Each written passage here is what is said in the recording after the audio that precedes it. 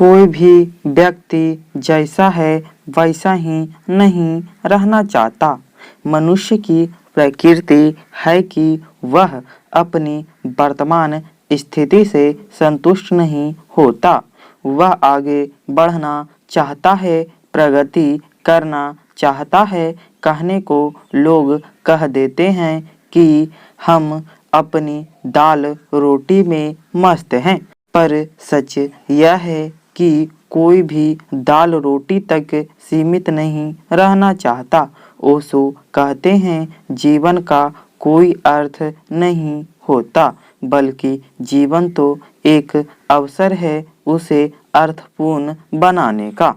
दरअसल जीवन एक संग्राम है। इसमें हिम्मत और संकल्प के साथ जो जूझता है वह विजयी होता है। जो हिम्मत हार गया, समझो जिंदगी का दांव हार गया। जीवन को सफल बनाने के लिए अभ्यास बहुत जरूरी चीज है। अभ्यास जरूरत के समय ही नहीं, बल्कि हर समय होना चाहिए। अखाड़े में उतरने वाला पहलवान रोज अभ्यास करता है। ऐसा नहीं है कि जब कुश्ती लड़नी हो तभी अभ्यास शुरू करो। तैयारी बहुत पहले से करनी पड़ती है। अभ्यास के साथ साथ आत्मसमीक्षा भी होती रहनी चाहिए कि ईश्वर का नाम जपते हुए इतने वर्ष बीत गए, हमारे जीवन में कुछ परिवर्तन आया कि नहीं। अगर परिवर्तन आया है तो इस क्रम को आगे बढ़ाते हुए उसमें नए आयाम भी शामिल करें।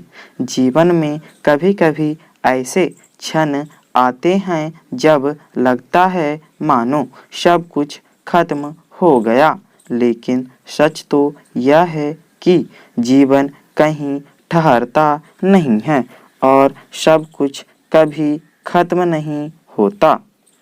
जरूरत इस बात की है कि खुद को और दूसरे को भी समझने का प्रयास करें।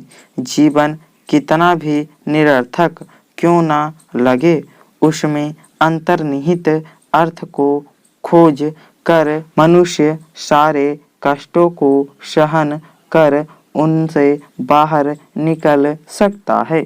जीवन में खुशी का पीछा करना व्यर्थ है, क्योंकि खुशी तो उपजती है, यह बाय प्रोडक्ट है, मुख्य फल नहीं है।